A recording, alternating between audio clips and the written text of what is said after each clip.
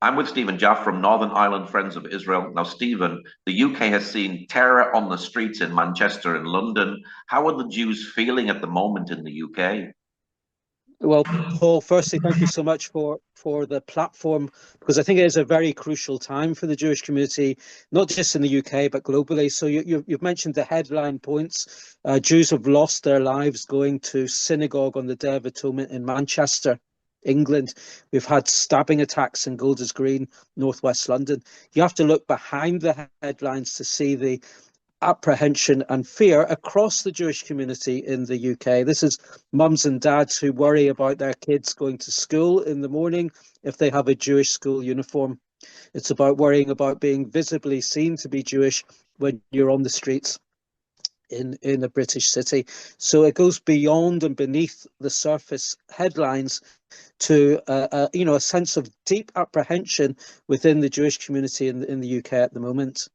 This must be really scary for a family, for a mother taking her children to school, but not knowing whether you could get attacked on the way to school. Indeed, and you know what I think our neighbours when they come across you walk down Golders Green, the main Jewish area of northwest London, you will see security guards outside schools. Those kids are drilled as to what to do in the event of a terror attack from the age of 4 and 5. They're being told how to respond.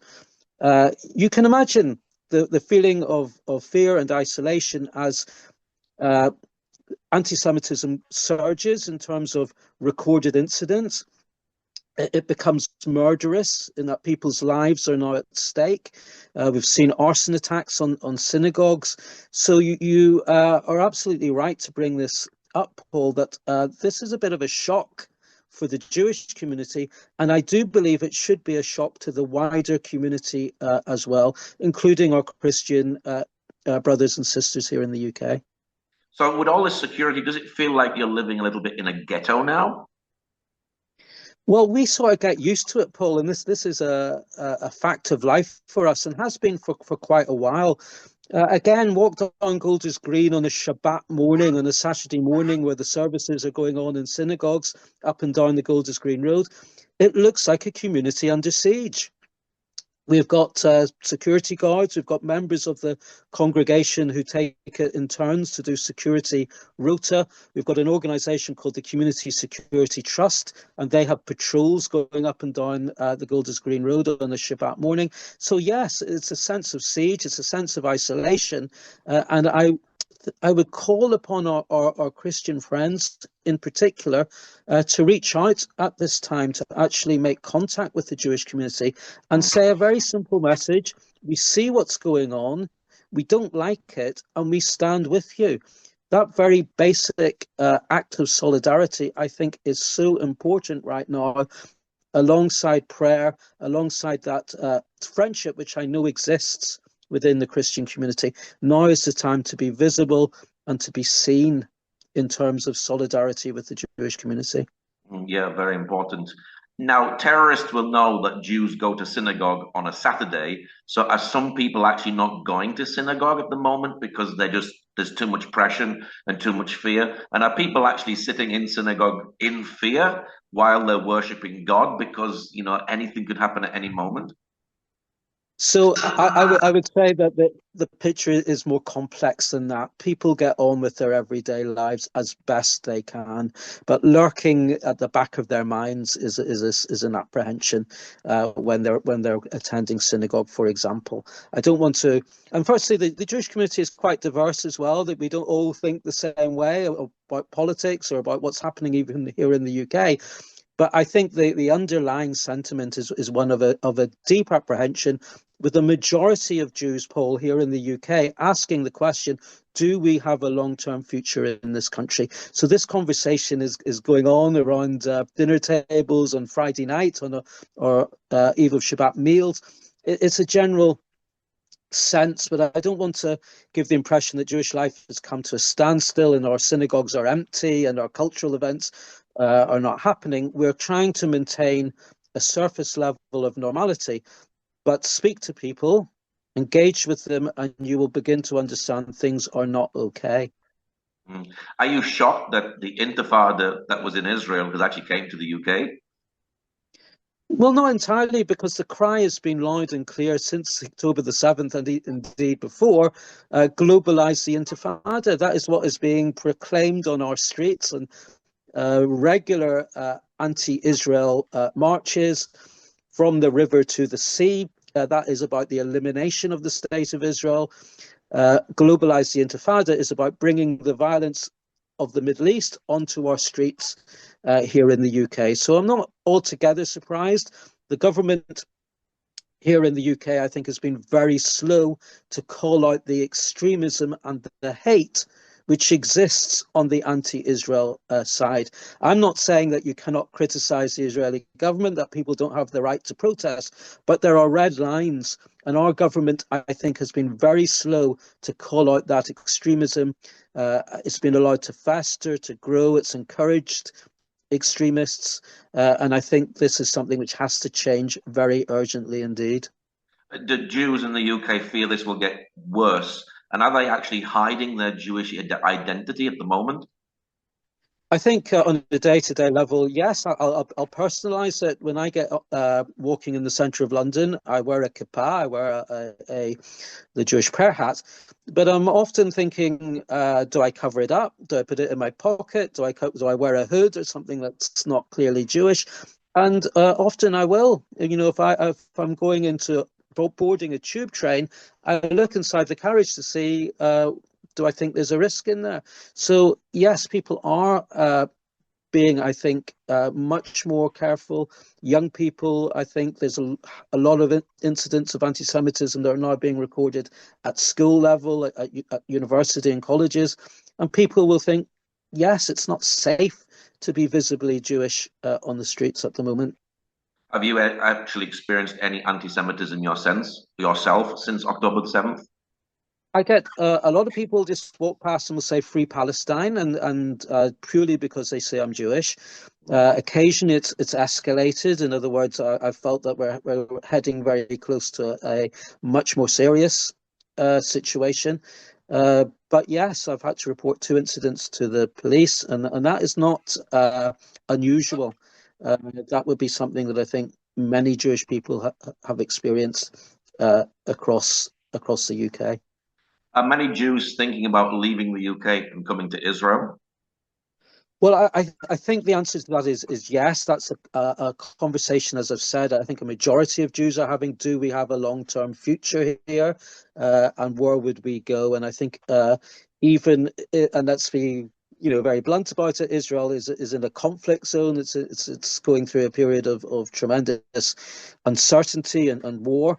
But still, the numbers making aliyah, emigrating from the UK to Israel, has increased despite that. And I believe a more peaceful situation in the Middle East would intensify it. And we are, as a British Jewish community, losing a lot of our more committed members, our younger members. Many of them are seeing a future outside of the UK, and many of them are going to emigrate. Does that mean there's a mass exodus going on or on the cards? No, I think the Jewish community in the UK regards itself as part of Britain, has been part of British society for centuries. It's a settled community. We're proud of the contribution we make. We know we do have friends in the UK. People often say to me, Stephen, the silent majority is with you. And I think, well, it's time for the silent majority to speak out. So I think there's more than one opinion there. I think we will see an increasing number of Jewish people leaving the country. And I think that's a tragedy for the UK, because I think we will recognise as Jews and Christians that at the heart of anti-Semitism is something deeply spiritual.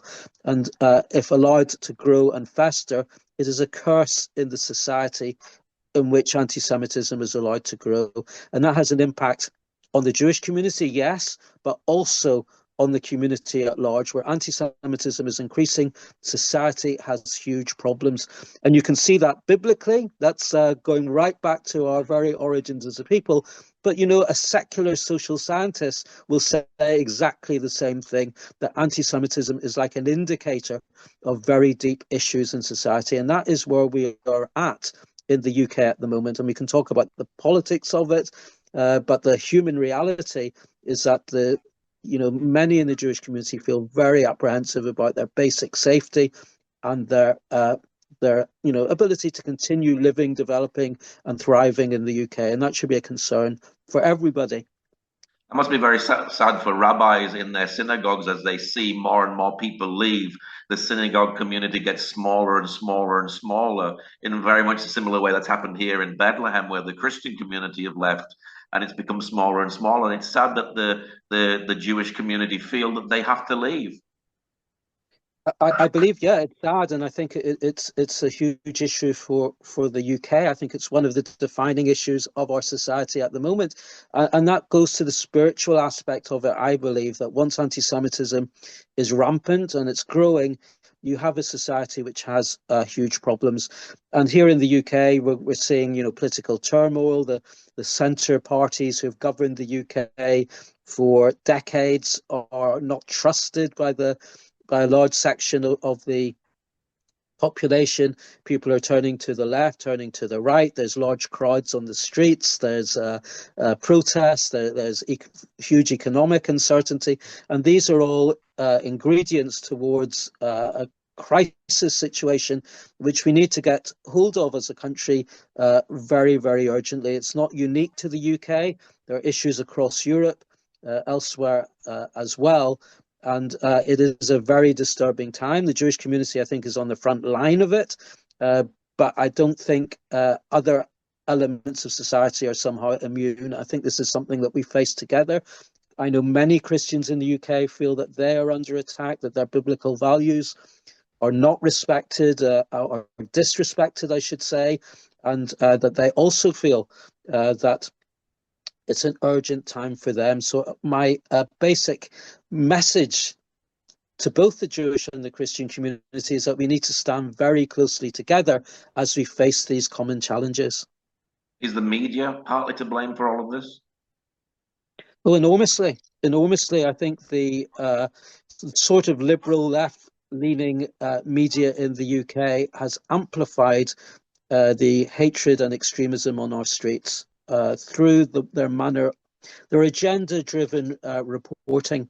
So I think this is a huge aspect that you're right to bring it up, because I think the BBC, for example, is a broadcasting corporation that we all pay for. If you pay for the license, you're paying for it. So we are contributing to an agenda-driven media which is hostile to Israel, has shown that again and again, and is, I think, whitewashing the extremism and the hostility in the anti-Israel camp in the UK. So I think they have an enormous responsibility. I think they have abrogated that responsibility again and again, and that's proven in objective analysis of their coverage of the Middle East. That kind of amplifies communal tensions in the UK. So I think it's an enormous part of the problem. It seems quite crazy, really, doesn't it, that all this anti-Semitism is putting fear in the Jews so they don't want to stay in the UK anymore, so they'll come to Israel, and that's the very place that these pro-Palestinian mobs don't want them to go to and want them to flee Israel. So where can the Jew go? Yeah. Well, I've often thought about that, Paul. In the 1930s, they were saying Jews, you don't belong in Europe, go to your places in Palestine. And now the anti-Semites say, Jews, you are a colonizer, you are alien to Palestine, go back to Poland. So that has always been the way of it, that anti-Semitism. And you know the history of Jews in the Arab world, how they were kicked out of countries from Morocco through to Iraq and Iran, beyond the Arab world.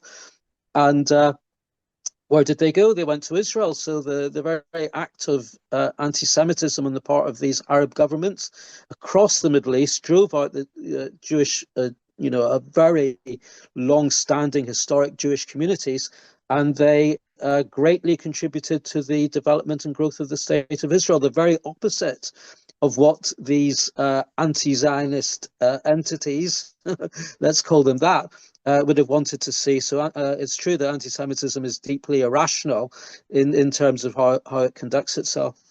Is the government today doing enough to protect the Jewish community? Well, I think they say the right things. And for instance, we've had the Prime Minister turn up in Golders Green. We've had the King turn up in Golders Green. If we look particularly at the government, they're prepared to give grants and funding towards the security of the Jewish community so that we can build our walls even higher and have, even more security. But where I think they fall down is they're not addressing the causes of anti-Semitism. They're not looking at that hate repeated on our streets. They're not addressing the issue of anti-Semitism within large elements of the Muslim community, within the hard left, in the UK. They're not looking at that and addressing that as the core issue. They're more dealing with the symptoms in terms of increasing security. But until they look at the actual causes of this, that's an inadequate response. Is anti-Semitism a spiritual thing? And if it is, does that mean Christians and Jews need to pray more for protection, for God's hand to cover the Jewish community? Well, I think this goes back a very, very long way. This idea of anti-Semitism, hatred of Jews, cursing of Jews, that goes back to Abram being told by God at the very, very beginnings of the Jewish people, your future is going to be one of people blessing you and people cursing you, and that this has consequences. The blessings bring blessings, the curses bring curses. So it is deeply spiritual.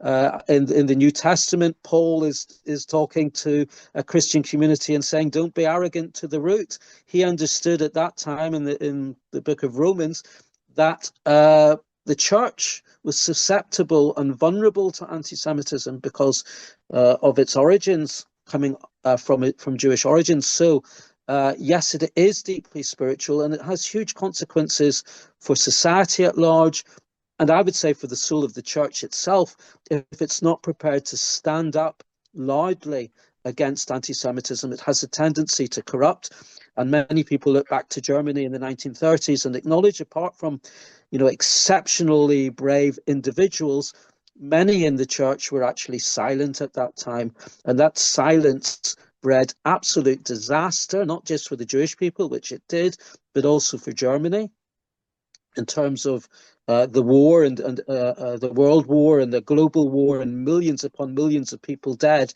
That is what's at stake with anti-Semitism. It corrupts society when it's allowed loose, when it's growing, when it's surging. It is symptomatic of huge issues, divisions, and I believe at origins, it is deeply, deeply spiritual. So the Christian community can put some of those wrongs right today by standing with the Jewish community and helping them today during a same period of time as in the 1930s. I think it's an absolute crucial moment for the church, if I can be as blunt as that, and say, this is the time you've got to speak out. This is the time you've got to stand up and move outside the silent majority and actually give leadership. And that can be a simple matter. I mean, your audience will know the power of prayer, and I encourage and urge them to pray for the security and safety for the Jewish, their Jewish neighbours. The mum and dad are sending the kids to a Jewish school, that they should know comfort at this time and feel much more safe. Beyond the prayer, beyond the sentiment, I want to encourage people to actually act, and that can be a simple thing as emailing your local synagogue saying, we know what's going on, we see it, we're not blind to it as Gentiles, and we stand with you, and we want to show that support and friendship. I think it's now time to move away from a quieter support to a much more visible support. And I'd like to pay tribute to many ministries out there who are working to bring Jews and Christians more closely together in respect and friendship, and to encourage Christian people to take part in those ministries, whether it's Christian Friends of Israel, whether it's Christians United for Israel, International Christian Embassy of Jerusalem. There are many different ministries out there which they can get involved in and support, and I think that's a crucial thing to do at this time. What is your prayer for the Jewish community in the UK? Well, I believe it's a prayer for the nation, a prayer for the UK, that the Jewish community should feel safe, secure, and that that is an important matter for the nation and not just the Jewish community. That people should, I think, be aware of the need to pray, and to pray very strongly for the soul of the British nation, which I believe is a crucial time. And the anti-Semitism that we're seeing is a part and parcel. It's at the core of the crisis that the country is facing. So I would urge people to pray along those lines, and to consider very prayerfully how they can help in practical terms regarding the Jewish community. If they want to help Jewish organizations, a couple that come to mind are the Community Security Trust, which monitors anti-Semitism in the UK and physically protects the Jewish community. They can support that financially. There's also the Campaign Against Anti-Semitism, which is a grassroots organization which is campaigning against anti-Semitism. So they can support those organizations very, very practically. You're part of Northern Ireland Friends of Israel. What's your Facebook page for people to get in contact with you if they want to know more? Yeah, so please do contact me through the Northern Ireland Friends of Israel Facebook page. They can search Northern Ireland Friends of Israel. It will come up. Please do get in touch through that, and like the page, and please like our content. Give us a follow. It would be much appreciated. It's a small grassroots group, but we're part of a wider movement which is bringing together Jews and Christians and people of good faith from whatever background who wish to stand with Israel and the Jewish community at this time. Well, Stephen, thank you very much for sharing today. It's been, I can't say it's a pleasure because the topic is quite grim, but it's been a huge privilege for the platform that you've given me, and I greatly appreciate it. Thank you very much indeed.